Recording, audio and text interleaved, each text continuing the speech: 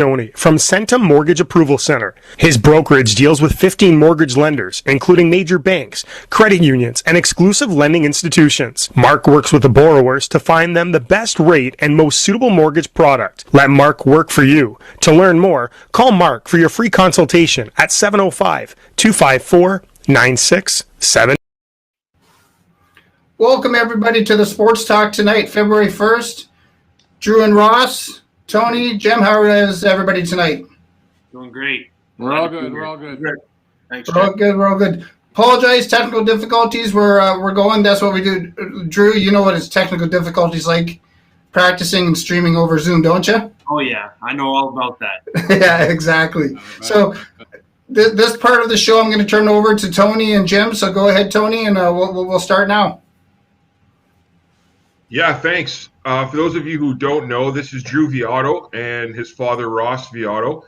Drew is currently living down in southern Michigan, down in Novi, Michigan, and he's playing football for Walled Lake down there.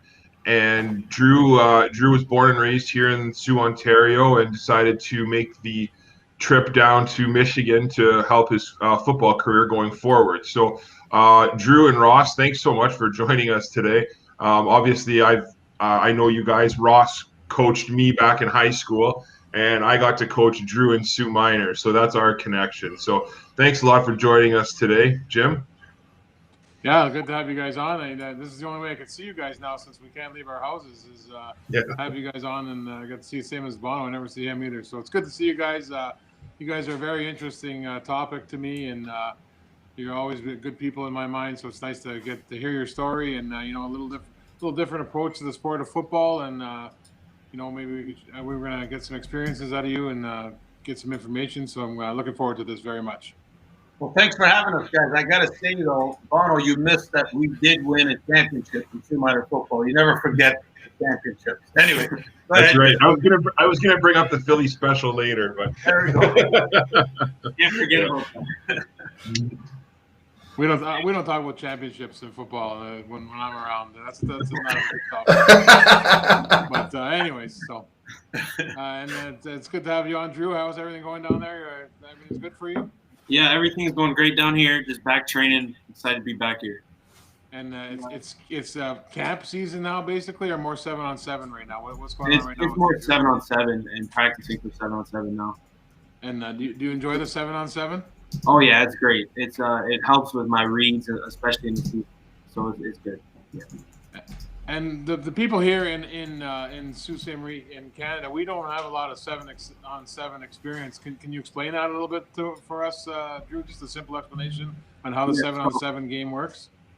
So basically, it's 7 offense versus 7 defense. So they take the line right out of the game, and it's just winning your matchups. Pretty much, it's just who has the better scheme. So whoever has the better scheme will end up winning in the end of the day. Well, the beauty with the 7-on-7 is it's huge down here and in the States all over. They have tournaments across the country, and it's very competitive. There's one in Miami that happened last weekend. That it was a big draw, and there was top teams and a lot of kids from all teams were at going to major Division I programs. So it's very, very competitive. And I think in Canada it's starting to come.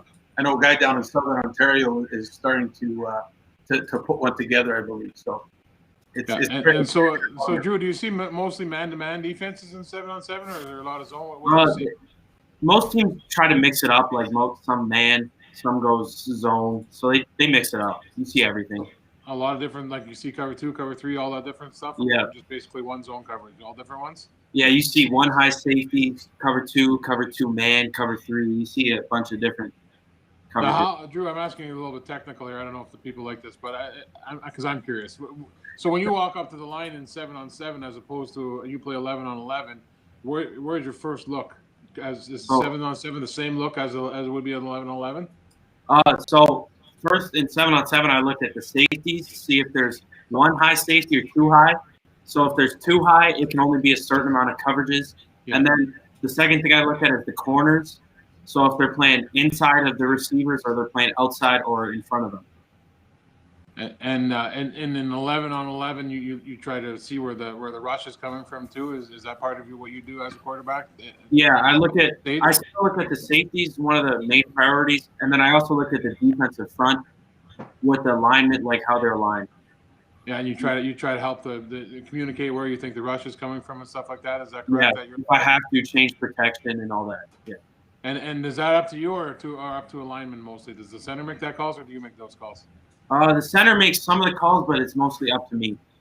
Okay, go ahead, Bono. I know you have some questions you want to ask. I'm getting a little technical here. No, that's fine. Yeah. Oh, good. You're a true football coach right there. That's right. So Ross and Drew, this is for both of you. I just want you guys. So, earlier, a few weeks ago, I did a talk about kids leaving their hometowns to go pursue their dream. I look back when I was 14, 15 years old, and there was no way that I would be able to leave home, leave my friends, do all that. And I have a lot of admiration for kids who can do that. Can you guys talk a little bit about what that was like for you, Drew? What led to the decision? How was it difficult on you? Was it difficult on the family and everything? Just overall, what went into that, and what went into the decision? So obviously it's a huge sacrifice what we did, sacrificing a lot to be separated from our family like that. And for me, I just knew for my future that I had to come down here and play. And when the opportunity came up for me to come down here, I just had to jump on it. Well, the beauty with that is we started, I don't know if a lot of people know or not, but he started training down here with a quarterback coach for like a year, I think, before. And as we were actually playing Sioux Minor football, we would leave, come down here, train for the weekend, and come back home. But while we were down here is when it started looking like, hey, you know what? If Drew maybe has a shot to play at the college level. If you even want a chance to play at the college level, it's a lot easier. Not easier, I shouldn't say. It's a tough word to say, but it's easier to be down here playing their game, especially from a college coach perspective. Although there is more Canadian quarterbacks going over to the States and playing major Division I college football. But while we were down here, they basically said, if you want this opportunity, you should look at possibly coming down. So that's how the ball got rolling. And, it's been a great decision for us and for the family, and especially for Drew, because he's taken full advantage of it with the training and everything that he's been given. And good things have been happening to him. So, the future's bright right now. So it's great. Yeah. So Ross, I look at you though as another example, right? And as a father in this situation, you're from the Sioux, extremely well known, extremely well established, successful businessman here in town.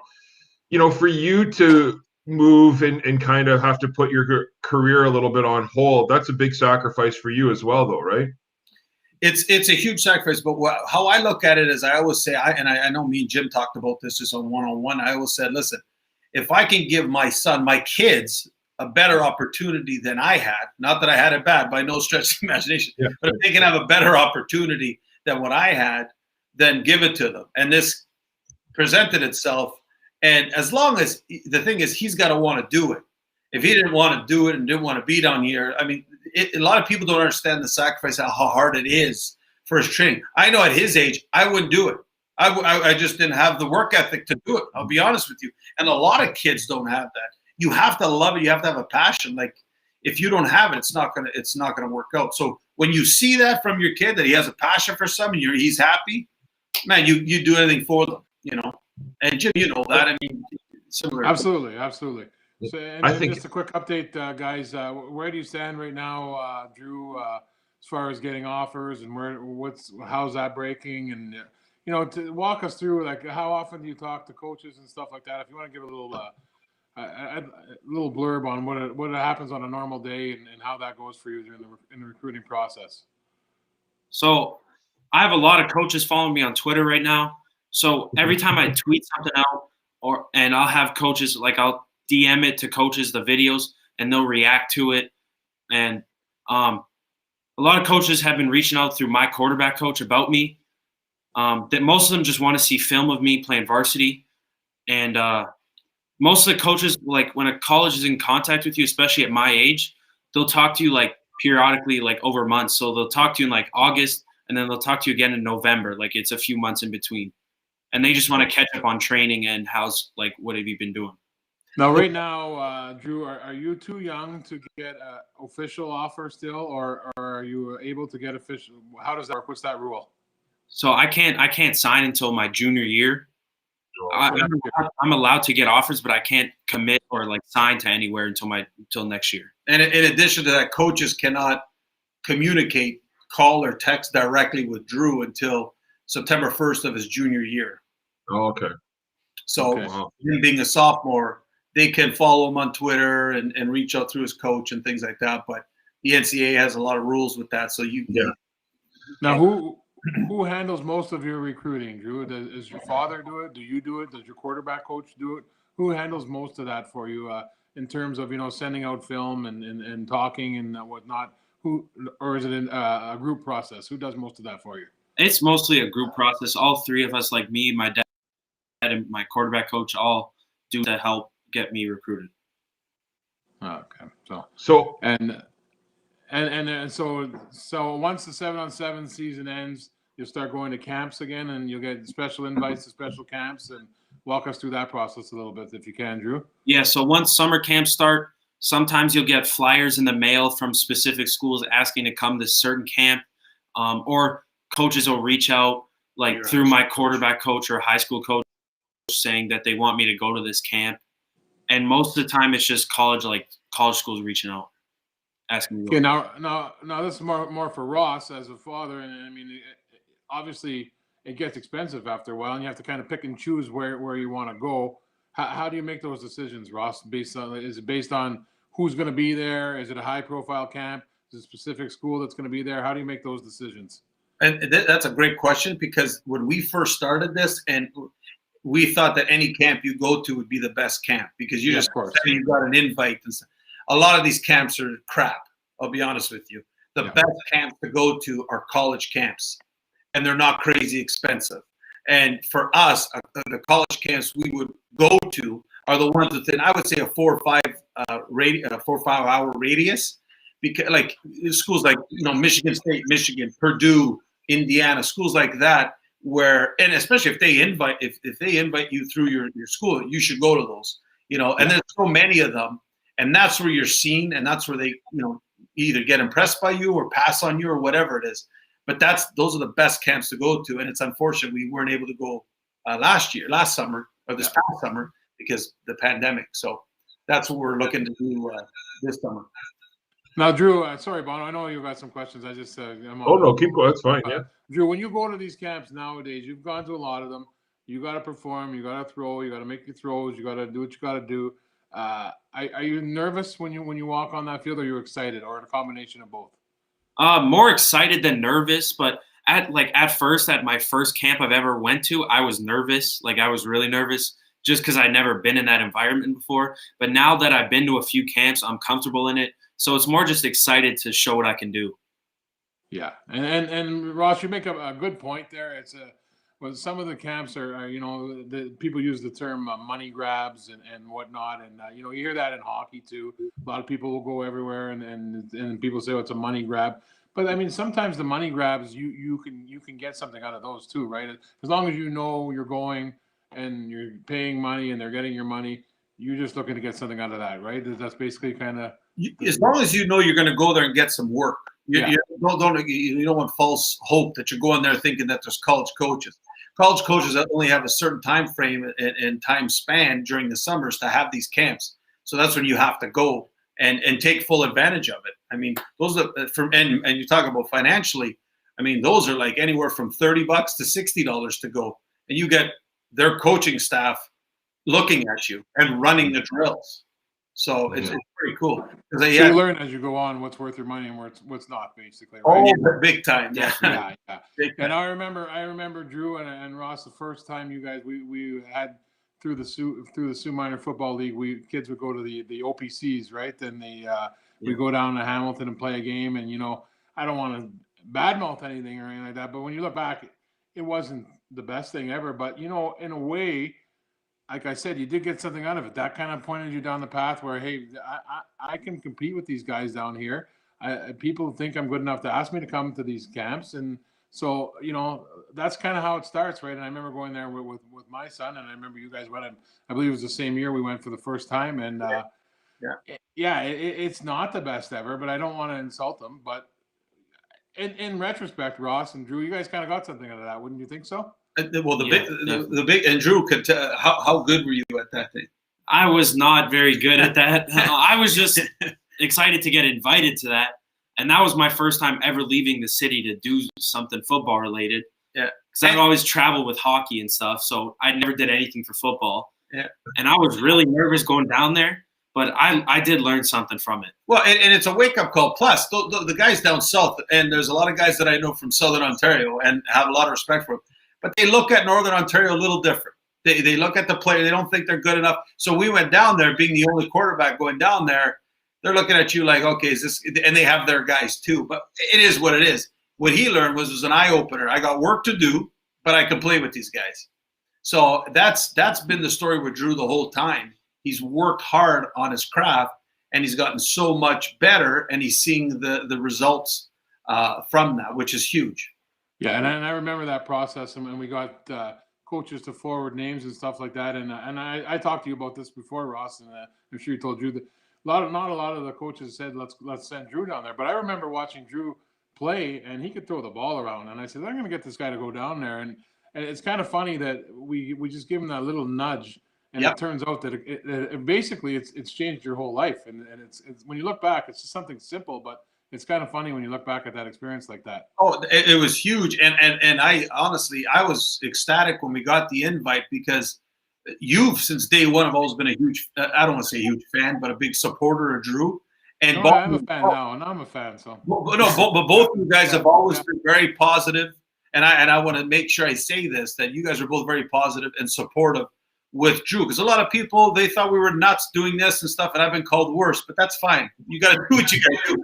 But the two of you guys have always been supportive, and I just told Drew, you got to ignore the noise, just keep going, keep pushing forward, and good things are going to happen to you. So, yeah. And so I'll ask one more question, and then I'll let Bono go. You kind of led me to this question, Ross, and me and you have talked about this before. And if it's a tough answer, you don't have to really answer it.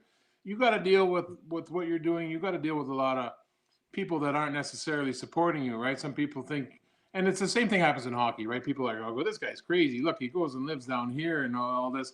And you're doing what you got to do for your son, and Drew's doing what he's got to do for himself. Right. There's some negative stuff you got to deal with sometimes. Is that tough for you guys? Or I'm sure by now you've gone past it, but I'm sure at the beginning when you were going to camps and you were doing this and that, there was some negative people and some pushback. I don't know if you want to talk much about that, but what do you guys think on that? Well, I always think that there's always going to be negative talk, and we try to focus, and sometimes it's hard. You try to focus on the positive, but what we know is that, the plan, and we know what we wanted to do. And was it a little crazy? Oh my, I'd be the first one to tell you. Yeah, I mean, there's not a lot of people. Well, I don't think anybody's ever done what we're doing right now. And maybe in the history of athletics, but in hockey, it's done a lot. They go away at 15, 16. They play the junior B. They do their thing. But for football, it's a different story. Now, I'll tell you this. If I wasn't a big football fan, I don't know if I could do this. We both enjoy this. And I'm happy to share this with them. But it's the negative stuff, it is what it is. People, people's opinions of me are none of my business. So it is what it is. But I think for Drew, he's done a way better job than me being a little bit of a hothead Italian. He's done a better being level like his mother, being very level-headed and just, listen, I love football. I'm going to work. Let's go. So I think the thing people forget too is Drew is down there working his butt off. It's not like it's a vacation and he's down there. Oh, and just because he's in the States, he's getting these offers from schools and stuff like that. It's work and it's a commitment and it's time away from your friends and stuff like that. I think people just think, oh, it's just a walk in the park and look at this guy. He goes there and here he goes and he's getting all this publicity. Well, it's hard work, right? Since you said that, Drew, tell him your schedule for the week. Oh, okay. So today actually, I had speed training at 5:30. Tomorrow I'm throwing at 3, and then I have speed training tomorrow also, and then I have Wednesday is my rest day, but I'm still doing I'm still probably gonna go for a run and do stuff like that. Thursday I'm back on with speed training and throwing, and then Friday I'm doing speed training. Saturday I have yoga with my 7-on-7 team, and then Sunday I have practice from 12 to 3 for 7-on-7. Now, a big thing in that too is make sure, Drew, that your dad's not doing the speed training, eh? So, no, definitely. I don't even want to. Or the yoga training either. I'm just warming my arm up on the sideline. yeah. Okay, well, I'll turn it over to Bono. He's got some questions to ask. Thanks, guys. I'll still be talking. Don't worry. You guys know that. Yeah. So Drew, one thing I wanted you to touch upon a little bit is QBU. I remember when you back here in Sioux Minor, I know the basics of quarterback play. I'm the first to admit I'm certainly no quarterback guru. Your dad definitely knows more than I do. But you would come into camp or you'd come into practice, and I mean, I'm like, I'm telling my assistant coaches, this guy's getting coached down in Detroit. What the heck am I going to teach him, right? So I think I learned more from you than you learned from me that season of football. But I want you to talk a little bit about QBU. Ross, I don't know if you could touch upon it too. I assume that you heard of QBU first. How did you guys discover QBU? What's the training been like? And Donovan Dooley, I believe, is the coach there. And just talk a little bit about how he's impacted your progression. Well, it's a funny story how I actually got introduced to Donovan Dooley. I saw a article on Canada Football Chat. I'm sure you guys are aware of that. And the Canada Football Chat had an article on a Canadian quarterback named Christian Villot.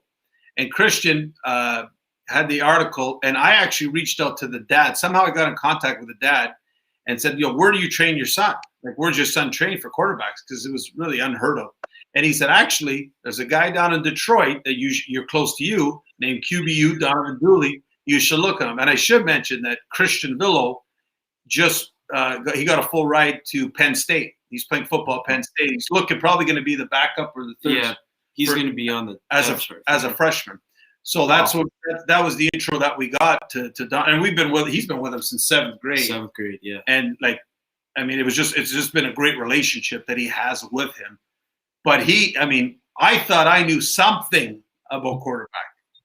My God, like this, QBU is connected to NFL guys like Pep Hamilton, who just got to Houston Texans, and Kurt Warner. He got training from him, and he trains guys like Joe Milton and Brandon Peters out of Michigan. Like, so for us, it's just you just sit back and listen and learn. But the cerebral part is where you up here. That's everything.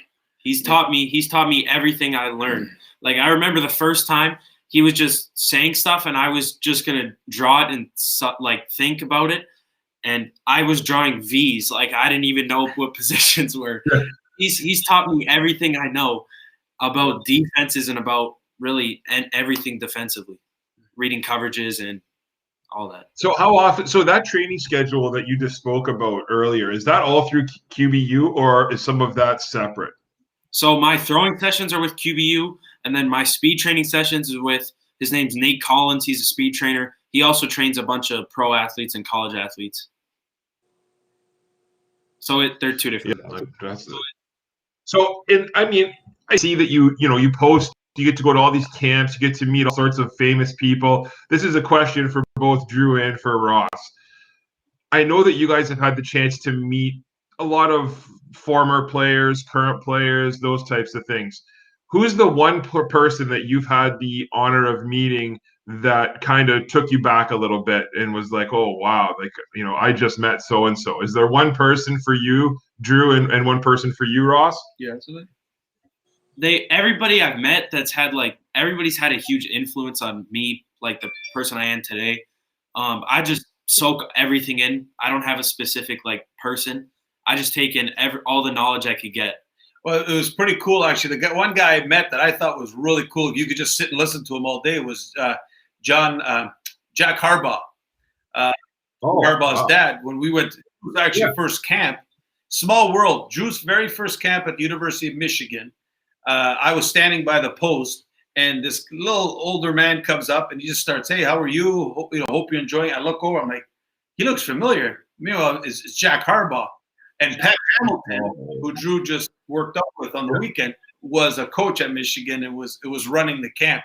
But Jack Harbaugh was cool because he could just sit there and like he was just telling stories about his family, like Jim Harbaugh and John. And it's like, oh my God, it's pretty cool. It's kind of like the Mannings on a lower level, you know. So that's it was amazing. pretty cool. He's got story after story. But I mean, where we grew up, he has no idea how we grew up because we grew up with, our high school at St. Mary's, and the most popular guy you would see would be your head coach. You know what I mean? Yeah. Where he doesn't understand that because he's been down here with this. He's grown.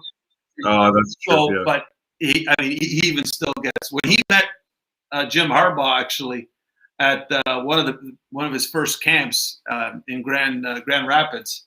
I think he was almost brought to tears because he went right up to Jim Harbaugh and said, "Hey, Coach, Drew Viotto, whatever," and then all the kids just followed, shake his hand. So, and Urban Meyer was another one that he met. So he spoke at the camp. There's a bunch of different coaches there, so I made sure to shake everybody's hand. That's good. That's good.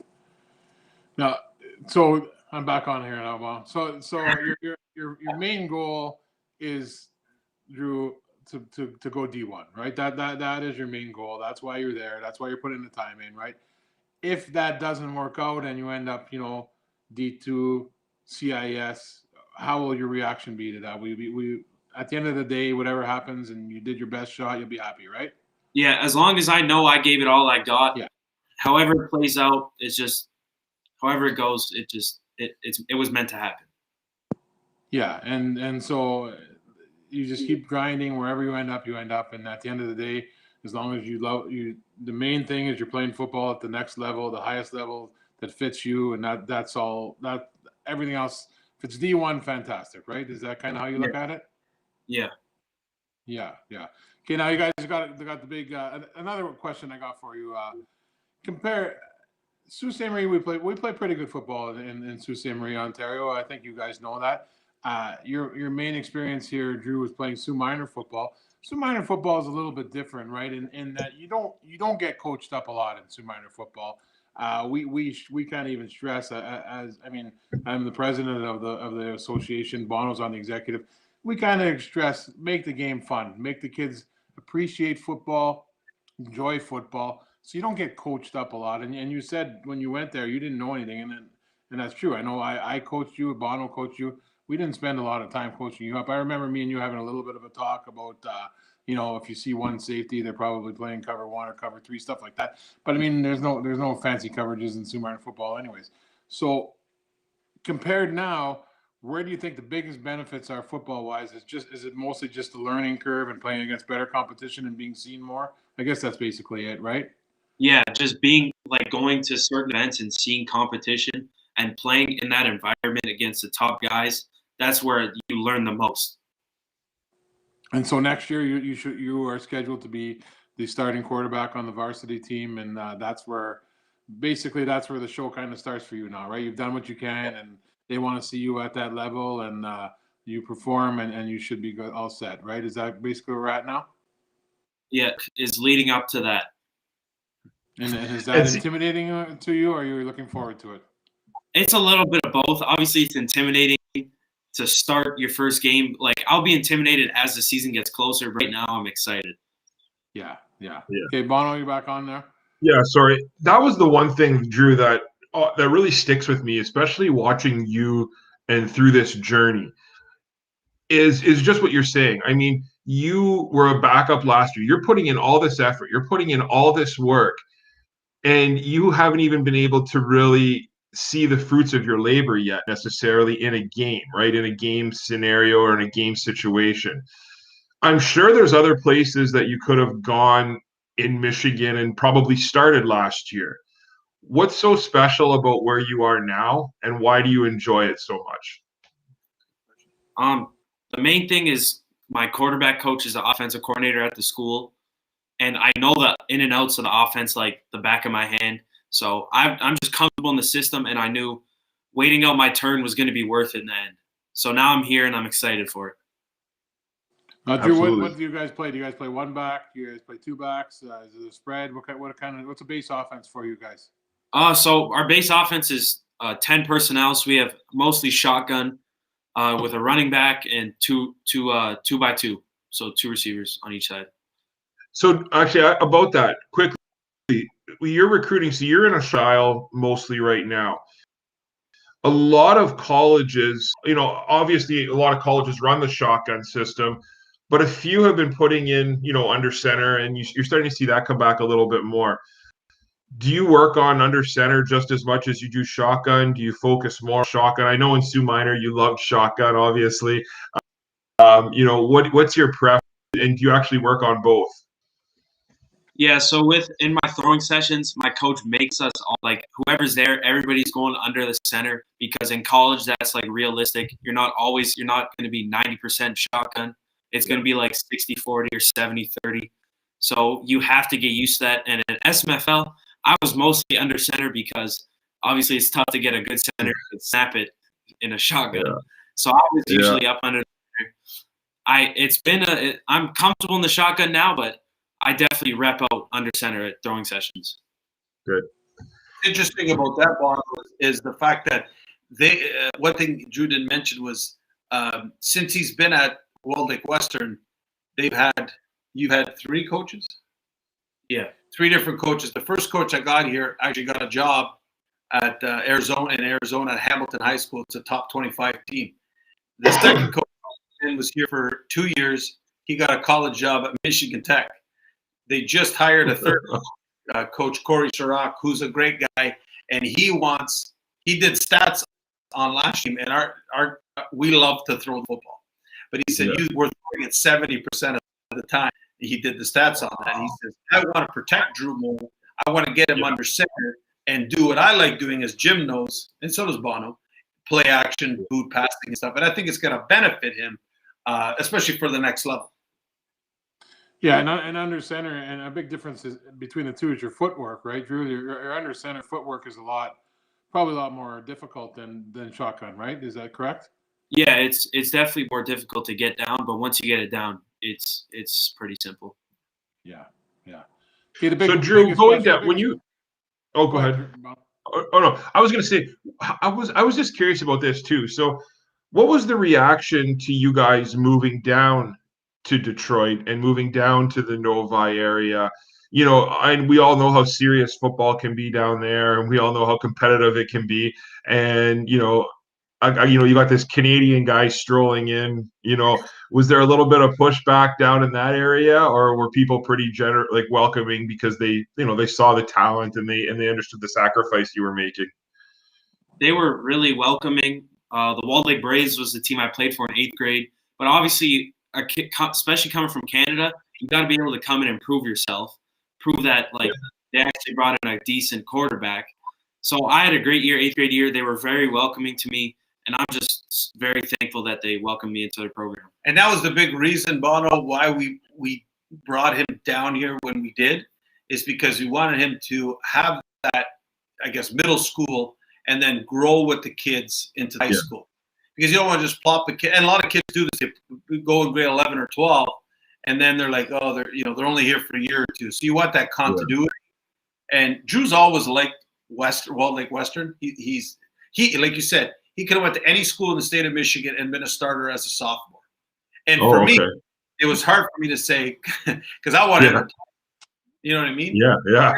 And for him, his maturity, he said, no, I want to stay here and play. And I'm like, okay, cool. We'll do that. It's your call. But no, it's been good. They've been very welcoming thus far. But it's a different world, and it's a lot more competitive, especially when you go down in Detroit when we're part of the organization Sound Mind, Sound Body. They're the best of the best there. Like there are a lot of 4- and 5-star kids that you're playing against. So the speed, the agility, the size, wow. It was an eye opener. He's used to it now, but when he first got there, it was an eye opener. So what would be? That's one thing with the quarterback position too, right? There's only one, right? So there's only so many jobs, and that's different in the recruiting process too, right? Like you gotta, like my son's a lineman, and a lot of linemen get recruited, right? They need a lot of linemen. You need a bunch. There's lots of spots open, right? So it's a little bit easier to get recruited.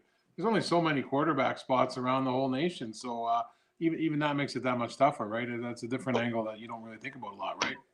Absolutely. And nowadays with the pandemic and the college guys get an extra year of eligibility, that really hurts the kid. The seniors go in, we have a log jam. So we got a lot of kids. So the schools are, instead of bringing in 25 kids, a recruiting class of 25 kids, they're bringing in 8 or 10 because they have those kids coming back. So over the next 2 or 3 years, unless you're a 4 or 5 star kid, spots are hard. It's going to be very, very competitive going, in the next 2 or 3 years for sure. Absolutely.